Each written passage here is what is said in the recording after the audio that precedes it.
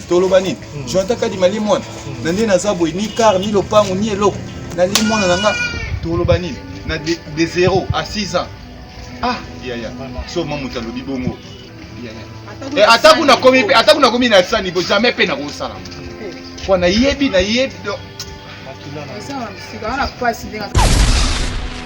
même Karine on a linga té bat nyonso yaki na linga kete mkola kufela yana e bat ba fungola ba champagne ba mela ba masangana ba cigarette ba finga na pesa e ba condoléance finga mani keta nga osala polémique mais ko finga mani kete tanga kufela po mani ka finga rabino te so beaucoup fela taba binemi na nga na pesa bino ba condoléance Karine na sala ngote bat nyonso ba seka Nzamba zwa lokumu eloko esalinga bongo na comprendre kaka ke no manike batutu bolinga na zala faibli po ani même temps na kofi na zala faibli te na olela neti mobali o mobali muta olela na muta funda muninga te ekoma makamba bazuzi te ngana okunda koko na nga lobby njora koko yo lobinga na batela te yo batela koko njora bien nga batela ite omoni soutien ezaka obligatoire te ezaka volonté nako bando senga te ezali moye na kouveli ezali na moye te na otalela nanu famille na nga baza tango yo ngo soutenir nga sala volonté tant Mike Lokamba yo soutenir nga sali volonté na ye oyo sala nga tanga nga koma mutu te oyo sala volonté na ya sali bon émotion na ngai eza moni baloba eloko moko rôle la na batu baroya bakokende mais pas si ici ka le pas koloma on comprend na tena nga ba émission mususu émission sur ba marque ba critique ba nini ka ne liwa petit on comprend mais ça na nga pas si manga était là partout surtout so bozan zeta manga ko blete manga ezaka mo beso un jour peut être la peine entité na yo mais jour était la entité na yo on comprend ka peka pas sur Jonathan Kadima yoki donc on a zana ato fingi ato salinini ato lobi critique ngai na matanga na ngai boy donc tozaka na mukili toi tu es le père de la fille ouais bon comment tout on a télé lo musubi ah ça n'a pas c'est moto aza humain moto aza sincère ya kozala moto akoseka ba mortel et surtout que moi na moké le commission au sujet à mon cœur règlement des comptes ya barando ya ba polémique nous savons tous que mamolika na internet biso tout est bien mais c'est comme que non tout ça le règlement parce que kingani a fingaki a sekaki a cholaki non to pesa na ba respect na ba mort tu vois lelo ndeko akei o akei lobe ozala tourna yo lobe ezala tourna nga ça toi ba tout ebi nzambe to ko bunda pourquoi so to bunine mwana biso sekwe to so wele lo côté to za rapper avidité. Là c'est en gros bon to conseil lelo ya recueillement lelo na lelo ba là lobby morgue après to ko kunda Double S Prod présent la star originaire du Congo, le monstre d'amour africain Félix Wazekwa. Monstre d'amour qui signe un grand retour sur la scène européenne après 10 ans d'absence. Accompagné de son groupe Cultura Pays Vie, ils seront à l'affiche au Centre culturel de l'Odyssée à Lyon, Pusignan. Où ils promettent d'éblouir le public et de donner un spectacle chorégraphique exceptionnel. Ça va danser.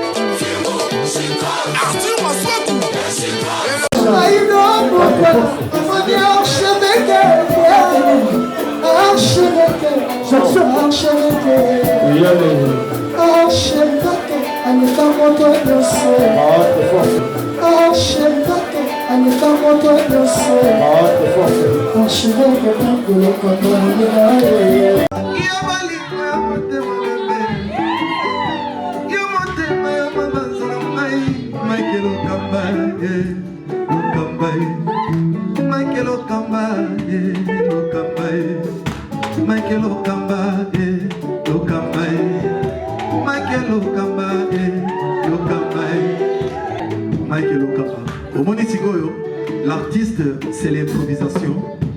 La honoré dans l'émission. Africa Elengi TV, votre chaîne, l'incontournable, la star des chaînes.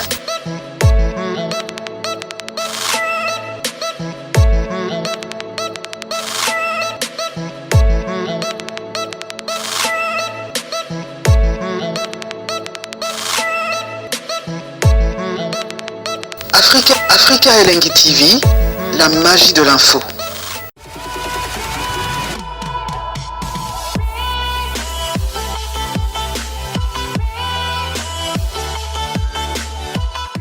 Voilà, chers amis internautes, bonjour et bonsoir, tout dépend de l'heure à laquelle vous allez nous capter en ce net moment. C'est bel et bien le vôtre Shadrach Akanga Inabino, ou Asel Rabino Msala, ou Apes Rabino Information, dans le Lungue et Sengelami.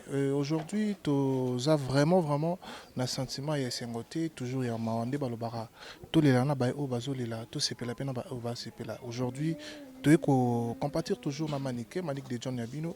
Je pense que Azali Moko Oyo ACP Sarabino, à travers cette grande entreprise, à travers cette grande chaîne, à travers nos émissions,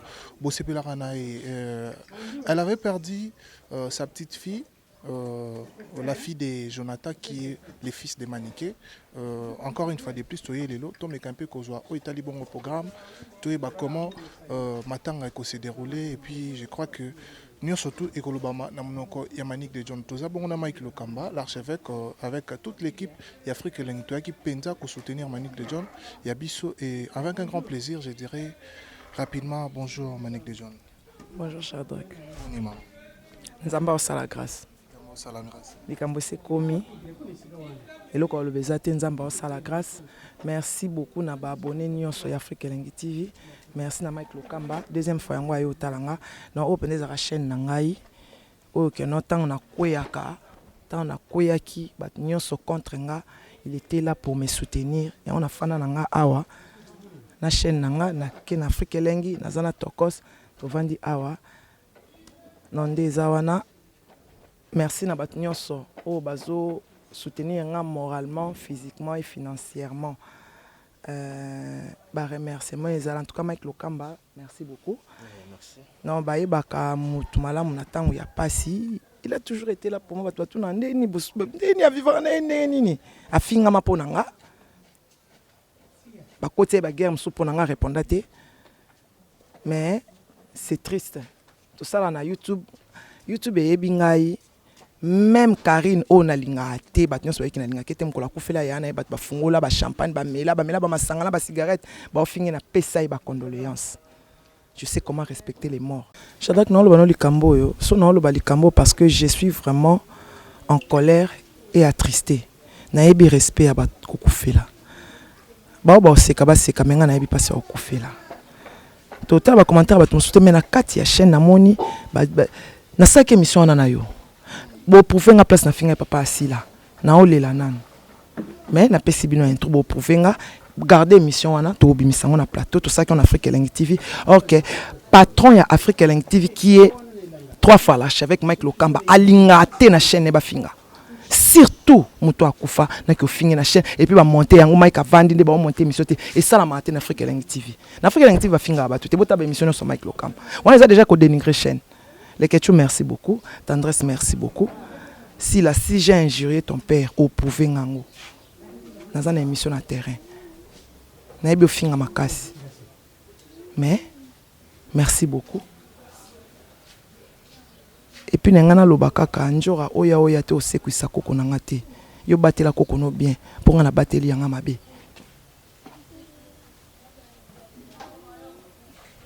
Comprendre? Ngana bateli yanga mabe yo batela yo bien yote mtukolo babongo yote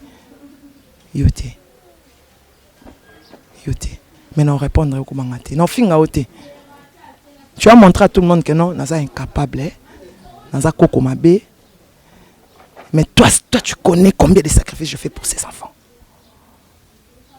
J'ai une famille qui s'occupe des enfants ngana nzambeti so ça qui pour na mbongo même pour te perdre moi na té. Parce qu'on en avait. Mais Nzamba sali volonté na ye. Na finga na mutu moko te na internet akufelinga na fandi na ofinga e na sala ngote. Na sala ya ngote. Nzamba zo kana likolo na sala ya ngote. Mais mutu bo attaquer na tango azolela ayebi oloba makasi. Bo bomba ba mbongo ya parquet. John, s'il faut que tu as une question par rapport à Mambo, tout le bateau, certes, aux a la douleur et puis réponse non déjà ça beaucoup na tristesse makasi. Déjà, Kolobela Mambo, nous surtout Jonathan Kadima qui est le père de cet enfant qui est parti. tant y a zomona babiloko oignon surtout kofinga ma oignon surtout bazolo ba au travers bateau oignon surtout au Taliwana topé au Tangi. Quel est l'état de Jonathan Kadma qui a perdu sa fille? Naibitoko le bani. Tu sais, balobalika moko muto abetaka mutu fimbo yoka capacité mais muto ba beta fimbo na yoka capacité. Calation ezaka kilote mais tu dois tango kama bo mbali. Pourquoi tu dois tango mabo mbali? Poser le mot ça pèse pas. Tu dois ta calation kama bo mbali. Donc o akufi aza kokote mazaki mwana na nga ya mwasi. Ponga na tiki obota déjà mwana nga na botika mwana moko mwasi. Na kufeli mwana na nga ya mwasi. Na okunda mwana na nga mwasi lobi. Bébé na ngai. Bébé na nga. Na loba nga koko akasia, nga koko akasia, nga koko akasia. Na kufeli bébé na nga. Na finga matanga ya mutu te nazaka pe batu oyo ba critika batu te so ba kufeli même ngene mi nanga so kufeli na yebi sens na biso ba bantu nyonso to bongsango na matanga mais j'ai pas le temps na finga te mais on verra le kecho bota mwana te njoko bota bana mwana moko mais ils ont problème te. Ils ont problème te non finga. Non, tu dis vois so bien. Finga soko finga na lobi nyonso. Lobi lote. Lobi lote. Lobi lote. Ngandi mutu na oyebisa batu ndenge lekelaka lobi lote. Mais ce qui doit comprendre maman surtout et c'est dit à quoi ils aura suite il y a pas polémique au bozaranango to bagarre parce qu'il y a certaines personnes qui considèrent les guerres loko la barankinement boya YouTube et ceux qui na YouTube et comme au côté na ba vie réelle na habité c'est suite à ça ou comment sala mutu likambu oyo mutu asalaka finga manike tanga osala polémique mais ko finga manike te tanga kufela po manike finga rabino te so boku fela taba binemi na ngana pesa bino ba condoléances Karine na sala ngote batnyoso ba seka nzamba zwa lokumu nzamba zwa lokumu nzamba zwa lokumu voilà mais manik to ko retenir yo penda tamulaité parce que eza likambo ya sengote otokolo bela mingi mais déjà s'il faut dire moi na kofaki mikoleleki mo ebele par rapport ya ba programme bo établir programme comment lobby akufai vendredi to kunda epé vendredi lobby déjà na morga ngirengire wana na morga kimbuta na Birmanie 9h sortie du corps 10h la salle prière 11h lever du corps cimetière à Kitambo. Voilà. Message nous avons lancé na baitu au bota la biso s'il faut le faire à des volets na bateau tout bazo qui audacité ya koloba mabe topé ko finga yo na temps o ya pasi et puis na bai o tout balingaka yo o bazo compatir na yo omoni internet là on a seki ba éviter que non ngata na kufeli bino so beaucoup feli ozo boka bato ebele na ba émission po bato na batindelo mbongo mais ngaso na kufeli na bike famille na ngezali tant na longoli famille na ngai Mike Lokambaza ali atika ngate tito vana na atika ngate nga na kote ya keti ba 1h du matin atika ngate Mireille Momen azali Goreti Louvuezo même pas financièrement kaka ko remonter nga morande ba remonter nga so na zangi no benga boss ndeni abananga manike zela na oya na karna ya tikelinga biso tambola bongo na Afrique elengi donc na minimiser mutute na critiquer pe mutute mais bino nde ba bisenga senga boku fela rapo bozwa mo menga na olela penza nga na olela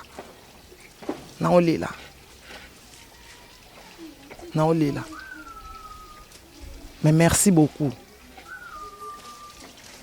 j'adore que ça la passe ça la passe ça passe makasi moto bocheli déjà programme bozo préparer à venir akenda à classe moi na wana ba finga nga na tangsa anateme moi na kenda à classe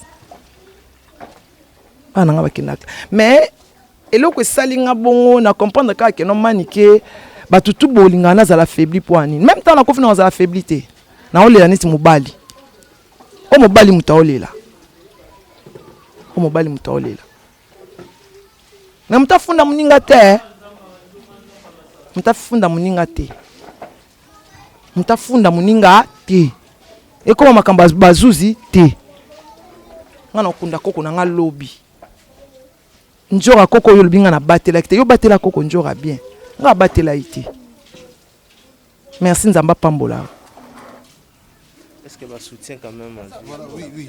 S'il faut dire soutien déjà na batunayo au internet biso déjà na milieu internet aussi et puis na ba relation au nyonso zona parce que balobara to se soutenir car na tanga bisengo te na tanga pas signé ba vrai est-ce que certes il y a eu des vrais aux zalana bango depuis aux zala manique de John est-ce que ba soutenir yo parce que bungisi muto yo banda olinga mingi certes ba vidéo ezali to mona koko akasia au bungisi est-ce que aux soutien il y a ba journaliste il y a ba artiste notamment tu viens de citer Mike Lokamba est-ce qu'il y a pena misusu ope ba soutenir yo topé ba musicien topé bato yo aux arana au moins soutien ezaka obligatoire te ezaka volonté na ko bando senga te ezali moye na kouveli ezali na moye te na otalela nanu famille nanga baza tant que nous soutenir nga sala volonté tant Mike Lokamba yo soutenir nga sali volonté na ye oyo sala nga tanga nga comment mutu yo sala volonté na ya sali eza na obligatoire te poliwa eza mbila etela ka place nyos na ndako nyos non nga soutenir mère va soutenir nga eza volonté na ye na sala na chaîne na ete quand to so la mère va solisa au moins ko moi papa ndeni soutien na ye ozomo na sala ngo koko arafata soutenir nga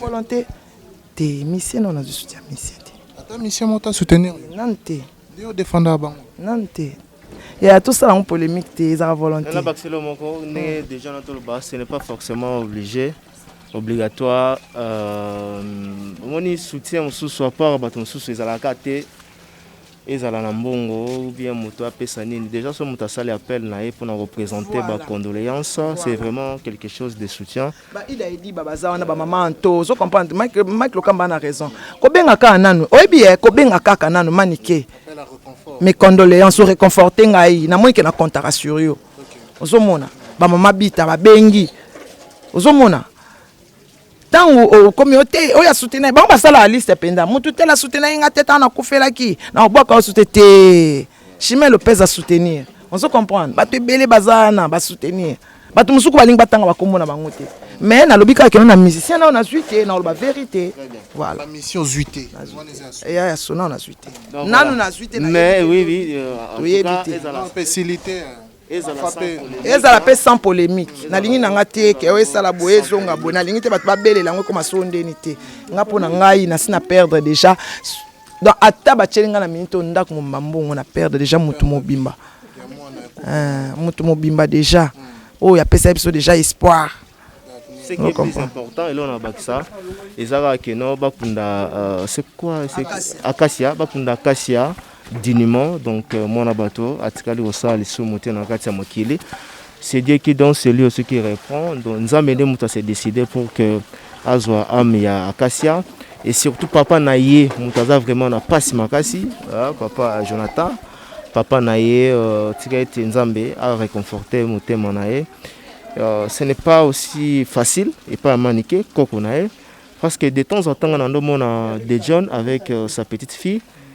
Comment est-ce que l'amour Maniké Baneko portait envers cette petite fille et aujourd'hui elle est partie, que son âme repose en paix. Tout ça polémique, bien que les gens détracteurs bazang raté à la télévision pour dire de n'importe quoi.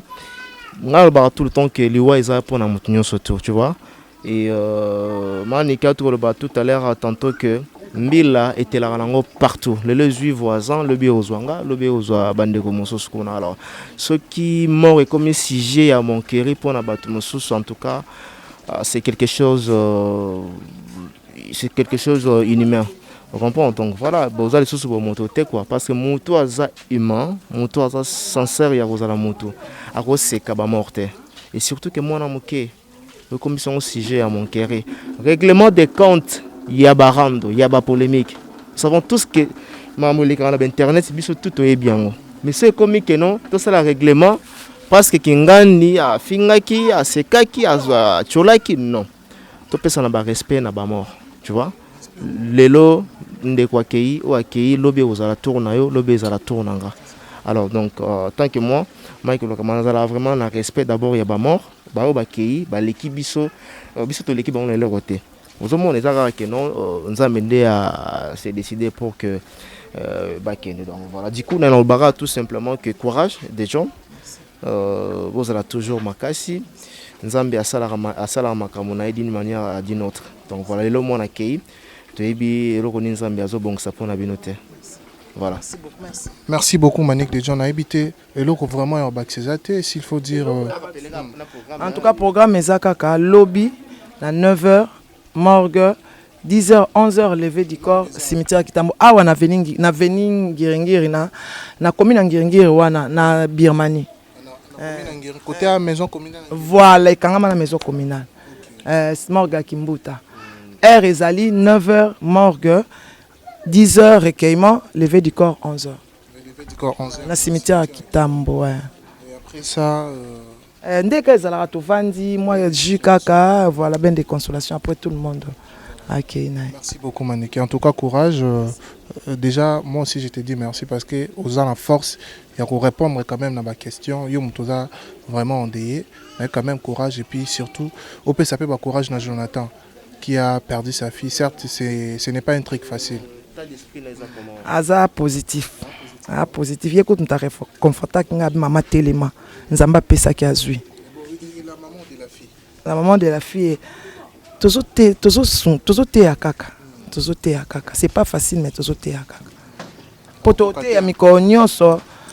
Il faut té à mikonyo parce que bon écoute à solo. La maintenant à battre au kenda remarquer que moi na imoko azati. Mais avant tout, il y a quand même des ententes entre famille et famille. Non, bango wana bavandi wana. Papa na ye azaki awa toza un problème te ya otala a. Bavandi toza na calme. Asi yango yo to ba recueillir awa. To vandi to ana kimia na biso o nyoso ba lo ba na internet lokuta to so awa bitumba a. Biso to kobunda, biso to ba civiliser. Biso ba to tangi kla to ba to yebi nzambe to kobunda pourquoi? So to bundine mwana biso sekwe. Toujours les lots côté, tous à rappeler à vidité. Place yango ba toko c'est lelo ya recueillement lelo na lelo ba là lobby morgue après toko kunda maman ya mwasiye wana lokuta la maman de la fille maman la mwana ye wana pembeni ya maman na ye prince ye kuna pembeni ya koko na onde bazalaka na Selina baso toko bunda wapi bitumba a nga za biso to aba bino bo kansanet lokwa na sala émission ba polémique nzo na voyou nga na famille civilisée famille on peut ba kutokufa na bango ba civilisée botika ba makamna na mino bozozo ya lokuta wana voilà très bien merci beaucoup Manik de John je crois à Wande place recueillement et Kosalema déjà ce soir comme Manik et Mongo Tcholoba ba tout balinga Maniké to kutana veni il y a place recueillement il y a Avenue Pumbo numéro 9, commune à Bandal, arrêt Bambole, référence arrêt Bambole ou bien Flat Hotel Aurélie. Voilà, comme elle vient de dire tout à l'heure, Avenue Pumbo, référence Bambole ou soit Flat Hotel Aurélie. Donc, ce boye on a déjà ce botuni Manik de John, facilement beaucoup joyeux. Ou bien Jonathan Kadima, ou bien Prince Badia. Voilà, donc facilement beaucoup retrouver parcelle Yamanik de John. En tout cas, courage maman, Tomoni. Plus de 143 90 43 16 621 plus de 143 90 43 16 621 au Zouanga Moko. Donc merci vraiment à Batunion, merci. Il y a un numéro WhatsApp. Merci beaucoup. Merci beaucoup Manik de John. En tout cas, ça n'est fini pour aujourd'hui. Tu as qui a pour nous réconforter Manik de John, Ozali bongo maman la biso et puis Muto s'appelle Sarabino. Na habité s'il faut to komi na suka, tu as qui juste relax Sabino, ba image bi pa iwapi. Aza moi si ya batu ya libala et puis Jonathan lingete na moi si na ye donc aza déjà na douleur makasi yango tolingi te. Merci beaucoup Manick de John. Boya ko soutenir Manické, ba o ba obenga ye, après si numéro contact na ye et puis boko zoe facilement. Merci à toute l'équipe technique, merci na bino surtout bolanda biso toujours sur nos antennes et on se retrouve très très prochainement. Bye bye. Voilà, chers amis internautes, toujours dans matanga, il y a petite fille à Manické, tout le monde bongo papa, Wazali bongo les fils aussi à Manické, Jonathan Kadimao déjà boyebi. Bonjour Jonathan. Ouais, bonjour mon frère. Bonjour. Courage d'abord. Ouais, merci vraiment, merci vraiment. Ça bien. L'équipe Mobimba Afrique elle est nettoyée pour soutenir en mer déjà tout cela qui n'a habité. S'il faut directement établir et puis dire les choses, programme ça comment? Ouais, donc avant na bandana nous, na remercier nous Mike Lokamba l'archevêque à soutenir vraiment banda premier jour que moi na kufaki ti lelo et bimbe malobi vendredi. Donc ti lelo vraiment non monake à ça toujours présent. Donc tout le monde qui est bateau paye à ma bazala kabalila rana bateau. Donc bazali moi ni mutu msuna musika ko ebisa OK moi ni kutunga na zaboy mozui likambu bo monde peut assister au té. Vous comprendre aussi problème à assister au té. Vous comprendre mais tout le monde qui est bolingo ezali matin et bimalobi vendredi tout ça yebika par rapport à makambo échanger comment que matin comment que nimbala moko mais tout ça là moi tout outil moi morgue par rapport à ma chez bango telara bébé telara na perdre mon assistant donc c'est pas facilement ça donc ça le rôle anxiété mon bozo soper la maille chaque jour je soper la baba katiango et pas c'est ça là donc merci kaka na ba oyo vraiment basungi ngai vraiment makasi non tant avant ba kombote yebika ndezalaka non tant ba kombote na pasi mais tant pote kauka non ça là vraiment le moro boy non pesa merci ba oyo vraiment ba aider nga vraiment donc nandima gité mais ngamo natali vraiment organisation te babité kadima ko sala ngo boyité ko kenongo bete biso moko ba papa na ye to linge mi ekene na ndenge ya boy vous comprenez donc organisation vraiment archevêque Nzamba Pambola na ba oyo pe mususu ba soutenir ngai non tanga nga ba kombo na bino après dans ça la émission y a ba remerciement non ça la ngo mais lobby vraiment vendredi enterré za lobby na cimetière Kitambo vers tout chika ba 9h 10h par rapport à kende comment matin comment les kambala moko quoi par rapport à Corona c'est ça donc merci à vous. Voilà, mais s'il faut dire un mot par rapport à Oyotoupé, compatir na yote parce qu'il y a des gens à la télé qui ne cessent de vous jeter des pierres et des pierres. Na habité certes aux anamawa, et là toute question encore tout n'était mais quand même moi nous surtout désolé que là yo mtobong si moi na émotion nous a comment bon émotion na ngai eza moni balobakelo moko rôle la na batu baroya bakokende mais pas si et si ka pas pour le matin on comprend na tête na ba émission mususu émission sous ma marque ba critique banini quand liwa petit on comprend mais ça na nga pas si manga était là partout surtout sur vos anzeta manga ko blete manga ezaka mo beso un jour peut être la peine anzeta na mais jour était la anzeta na yo vous comprenez que peka pas sur Jonathan Kadimayoki donc on a zana ngana ato fingi ato salinini ato lobi critique ngai na matanga na ngai boy donc tout ça kana mukili surtout toi tu es le père de la fille ouais bon comment tout on a télé lo msubi salinga pasi mais son obina salamba mona kake yo kufeli mwana osa suma kambo yo mona bamukamsusu donc tout ça ka kimia on te répondre exact tout la ka bango musu pas lui que l'on peut actualité boy c'est ça vous comprenez mais tout le monde qui est bateau vraiment qui est bazaka na mawa ya bateau OK bon moni qui était assisté vraiment 100% ba j'étais autant que on nanga mon ndima ité au fond ndima archevêque aye pa mateka di ma première aussi mano eloko so esenga mo eloko mo ba kiti bani par rapport batunde bazo ataka mo na ko faire vendredi donc je fais une semaine plein na loi ba kiti chaque jour batu bayaka donc c'est ça j'avais pas les moyens tu vois mais tout le monde bazo ba soutenir moi muke sentir que comme petit peu les autres commis jeudi vendredi le matin ngezo ma épée organisation ils a peka bien pona ba msupe moi quand toza nde nazoli la ba msupe lobby bakoya ba ye matanga te ba ye pona ba mona ma faute eza wapi bazwi nini basala ngo boye tasali ke to koma boye pona soki esinga ke kisi malinga bika pona ki so esenga ke mbongo nga bika pona mbongo ezalai nango vous comprenez dès la émission mon babi ah moi na ko pona négligence vous comprenez même so azala quitté pona nga jamais na koni moi na ko fa négligence talaka de 0 à 6 ans vous comprenez donc jamais négligence na ko sala ngote mais soyez ngai vous comprenez na tino tanga kombote mais soyez ngai to na talengo soyez ngai o ma menatali ka bena monika ki ah manga était la canantité nyonso mais jour pe que télépa na ye au monde que c'est négligence même si on a dépensé qui et pas même si ezala muki vous comprenez c'est ça donc merci na ba obo ide ngai vraiment merci na ba tout obo ide ngai vraiment non chaka boy pona donc ya roloba mbanga passer ta mère manikende azo soutenir yo qui ne cesse de soutenir parce que tout monde a pe ba maman oyo batika pe bana na bango na ba situation boy mais manik aza de la vivre la quand on mona soka na quoi na problème toujours là toujours je me rappelle que tobando ça l'émission bina obelisa mwana donc son na 4e émission na ya mbapel pour comprendre c'est donc ça ouais to zena mais ti jour ti to yeti porte aliwe fungami ekoti yepe sali on était avec ma maman on comprend tonaka na ipona papa sakufat et papa sakufa yo bika pe bandeko peza em supa ko ya na yi mais hotelika be moi pas moi passer à na makamoni moi kokoso munto za ka vraiment c'est impona nga makila zo ngo fele arrivé que makile sili mwana il fallait que ba ke uluka makila bani nga wala rompo ngaba na ko zo moi là par rapport à yobika kini ndeza ka fofutra mo mbongo bani par rapport au hôpital na yo kuta déjà que non mona bazong c'est de makila maman nga za ke na première mère aselinga de première soin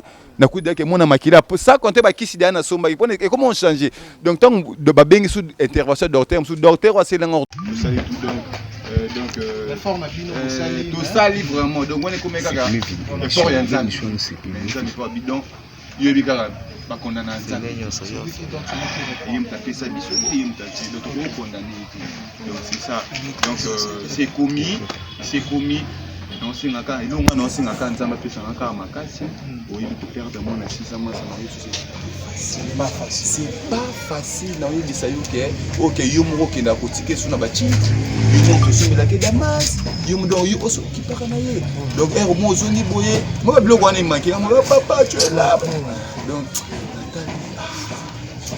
ça il m'a passé mais tout la gueule mon appel la kimia comprendre c'est ça le lobby trop même si on n'est pas OK bien té banine mais ça c'est cause mais ça c'est ça na monter moi na profil normal et ali volonté ya nzambe mais ça c'est tolo banine j'entends ka di mali moi nande na zabo ni car ni lopango ni eloko na li moi na nga tolo banine na de 0 à 6 ans ah ya so maman ta lobby bongo donc ceux qui vont ceux qui legi mwana pour mon nga vraiment ko vie échanger na komi vraiment immeuble ya dini ah et ataku na komi na ça niveau jamais pe na ko sala pour na yebi donc makila na ça c'est na passe ndenge za na triple passe merci beaucoup numéro na yo plus 243 49 87 50 366 plus 200 courage. Voilà, on a évité Sophie Richard avec la photo à Akasa Kadima. Mais attends, c'est tout le banin. J'entends Kadima les moines. Nande na zabo ni car ni lopango ni eloko. Na les moines nanga tout le banin. Na de 0 à 6 ans. Ah, ya. So mamuta lobi bongo. Donc ceux qui m'ont allé qui m'ont faut mon nga vraiment ko vie échanger na komi vraiment na immeuble ya dini ah ya et ataku na komi na ça niveau jamais pe na ko salango pour na yebi donc tika donc les hommes passé hein les hommes passé bon numéro na yo téléphone plus 243 89 87 50 366 plus 200 ouais, merci vraiment ça linga bien. Merci beaucoup. Ouais. Voilà, on a habité Sogi Richard à benda photo ya Acacia Kassia Kadima, le fils de Jonathan Kadima, la petite fille de Manick de John qui ne cessait pas de parler d'elle à Banor Lobelay chaque fois.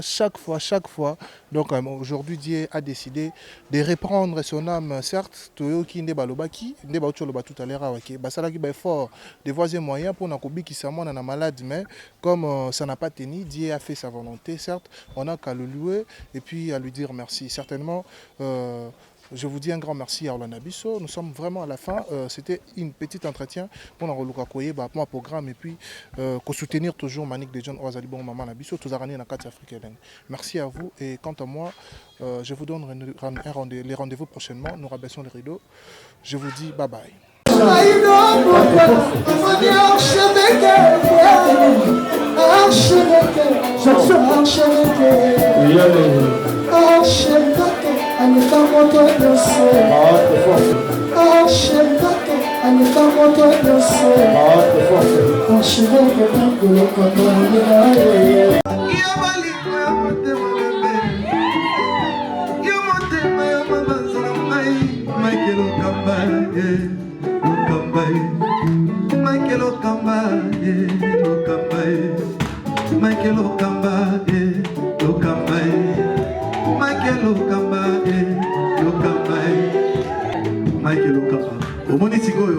L'artiste, c'est l'improvisation. Na honoré dans l'émission. Africa Elengi TV, votre chaîne, l'incontournable, la star des chaînes.